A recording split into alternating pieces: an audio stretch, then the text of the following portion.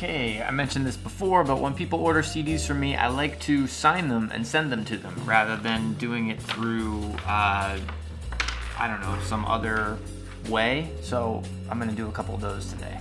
This is an album that I made with my best friend from high school. There is a video on YouTube about the making of this. I'll put a link to it below in the description for this vlog, but it's a video I put a lot of love and time into making, and it tells the story of who this guy is and why we made this album and what's the, what the deal behind it is. Highly recommend you check that out. It was a really great time. This guy's one of my best friends and an amazing player.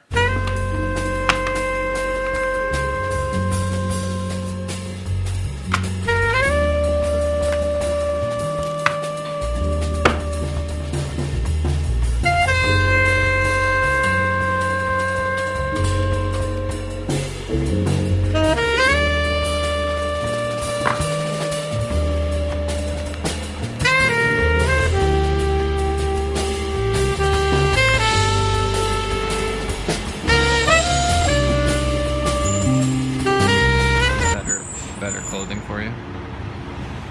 Yes. Did you see my post yesterday?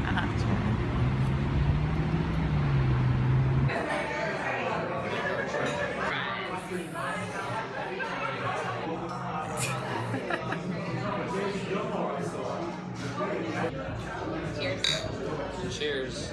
But the problem is still the width, like it's not. You mean holding it? I think it was yesterday. Now this is a sandwich. What's wrong? There's no truffle on these fries. You ordered truffle fries? I hate being a bother, but... Thank you.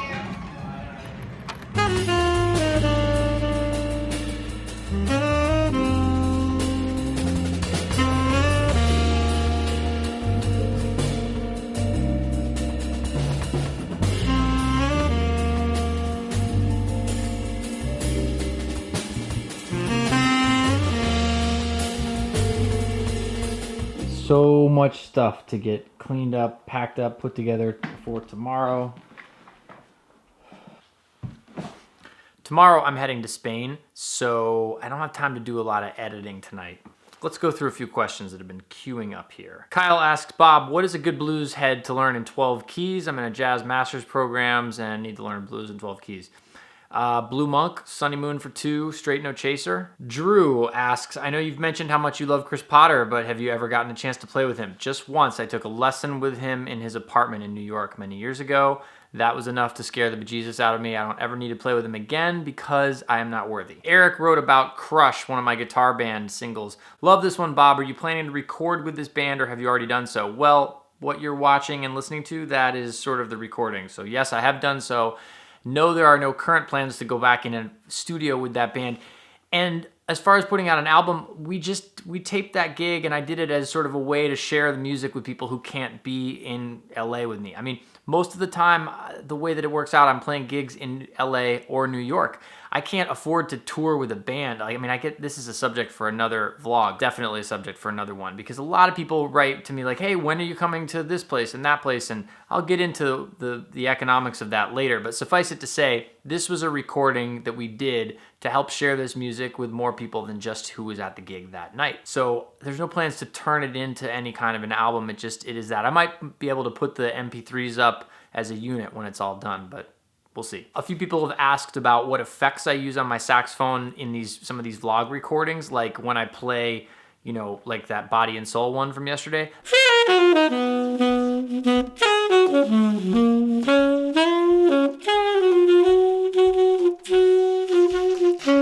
That one in particular, I was here with my rig and I played into a nice microphone and there's a little bit of a touch of reverb on it and that's it. A lot of the other ones though, I'm just playing into the camera mic. I mean, it's a nice camera mic, but I'm not doing anything fancy with it. Just sort of depends on what I have time for and what's going on. Jack left a comment on my Body and Soul thing saying, hey man, this is cool, but I'd rather look at your fingers than stare at your face for 6 minutes. Fair enough. I've done a bunch of videos like that where I used to cut my head off and just play. I mean, you know what I mean. Like in the video, my head wasn't visible and I'm just playing and you see my fingers. I don't know. The saxophone is weird on video, right? Because there's all this left and right space. It's great for, video is great for guitars and bass, but it's kind of crappy for saxophone because if you pull back enough to where you get the full thing, then you're kind of far away and there's a lot of extra space, you know, on the sides. So it's sort of like you have to either choose this view or this view. Jose asked about the technical details of what I was using to record that body and soul clip and basically asked this: how much do you value or pay attention to other aspects of music like sound, gear, computer, audio?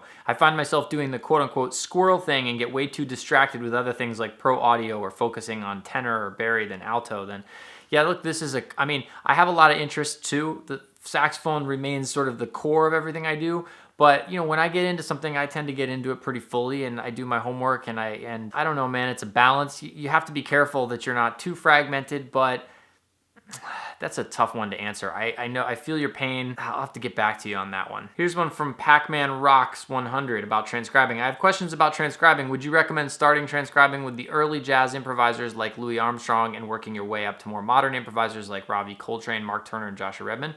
I went the other way. I started with Kenny G and then, you know, like modern contemporary, whoever was modern and contemporary at that time, and I worked my way backwards. I started with Kenny G, eventually found Joshua Redman, eventually found Sonny Rollins, Sonny Stitt, you know, all the way back to like Sidney Bechet. So I did the thing where I started with what was current and relevant to me at the time and kind of gradually peeled back the layers and discovered the earlier stuff. The thing about starting with the early stuff is very often it feels so distant that you don't really have the appreciation for it yet. So it can be easy to write it off or dismiss it as, you know, not as hip as something you hear now that has either a more current way of playing or a glossy production or both. Here's another question. This is from John about gear. Sorry if you've mentioned this before, but what is your setup on each instrument? Okay, most common question of all time, and I need to do a better job of highlighting this. There's not like a big shining star on my website that says it, but if you Google Bob Reynolds setup, you will find it. Or if you just go to bobreynoldsmusic.com/setup, all the gear and stuff that I use is listed and linked to there. And finally, here's one from Johan. Hey Bob, should the subtone be used when doing technical and warm-up exercises, etudes, scales, long tones, and such, or should a more firm embouchure be used?